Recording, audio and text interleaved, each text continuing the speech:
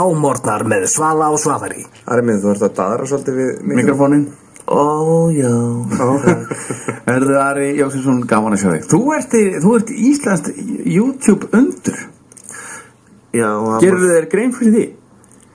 Nei. Hvernig náttúrulega að svara því? Ég bara veit ekki takkur þetta fólk að horfa á þetta. En það nú mikið búið að diskutera þig og þína YouTube þín YouTube-vídeó. Já. Leikur að segja slagara. Akkurat. Þú byrjaði fyrir mörgum árum síðan að taka upp. Jú, 2006. Já, út af hverju? Bara út af ferðalögum og Þú ferðast mikið? Það er gaman að því. Já. Hvað er það sem kallar? Það sem kallar á að þú ferðist? Ætla að segja ekki bara flóttinn frá kuldanum. Meinar, viltu vera í sólinni? Já.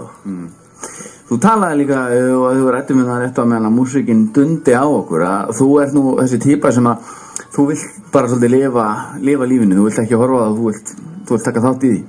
Já, ég vil bara lifa lífinu, horfa mjög mikið lítið á sjónvarp og stútfullur að sæði, þar að leiðandi. Já.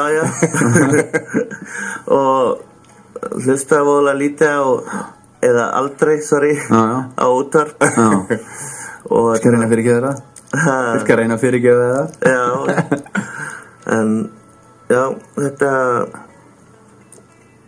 Já. Bara fara til útlanda og hafa gott. Eins og maður segi, hafa gaman. Akkurat. Hvað hefur þið ferðast til margur landa? Ég hef ekki tölvað á því. Nei, ok. Ég er bara að fara til... Það er bara Ástralía og eitthvað svona eftir. Ferðast yfirleitt einn? Nei, með fullt af fólki. Alltaf fullt flugvél, sjáðu? Já. Icelandair. Vinur minn var bundinn síðast. Þú varst með eitthvað uppistand og hann var bara tjóðraði Segðu mér að þessi YouTube-sketsar hjá þér, þeir eru oftar en ekki, þá ertu í Egyptalandi, þú ert alltaf einhver staðar og þá, þau byrjaði þetta aðalega þannig að þú varir að segja svona ferðasögur. Fyrir sískinniðin og eitthvað? Já, þetta er þannig að þegar maður fer til dæmis til Egyptaland, þá náttúrulega lifir maður sig inn í þeirra menningu og þeir eru svo rosalega æstir samt ekki hérna. Ekki verið, já. Þeir flegi alltaf kettlingur beint inn og loka þeim. En já, maður finnur fyrir þessari orku sem er þarna í kringum og svo bara allt í henni koma hugsanirnar og svo bara allt í henni koma eitt vídeoblogg og svo annað og annað. Það gerist bara óvart.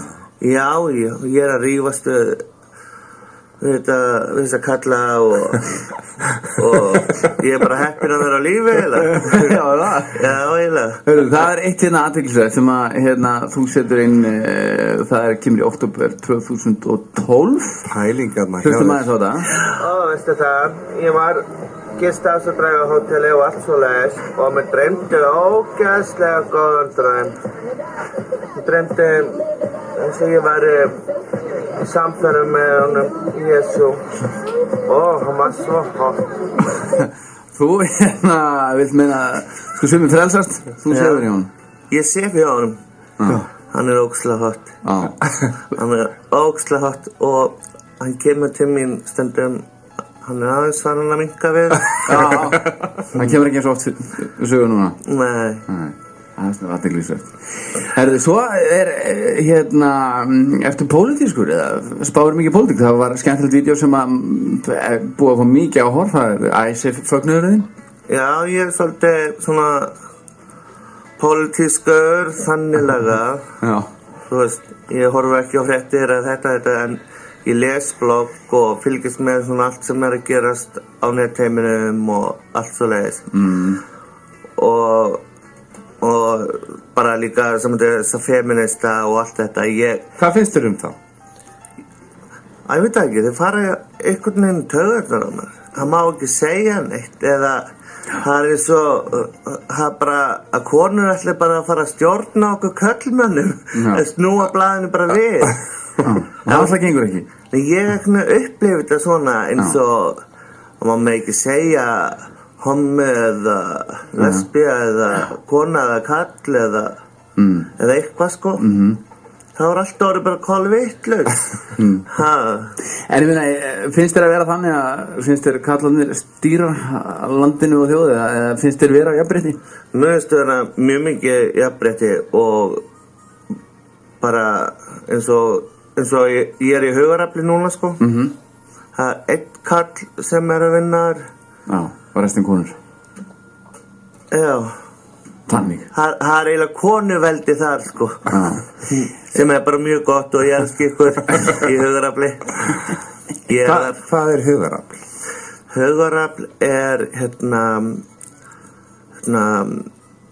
stofnað af henni Auði og nokkrum notendum sem vildi breyta svona geð batteríinu og svona geðhjálp.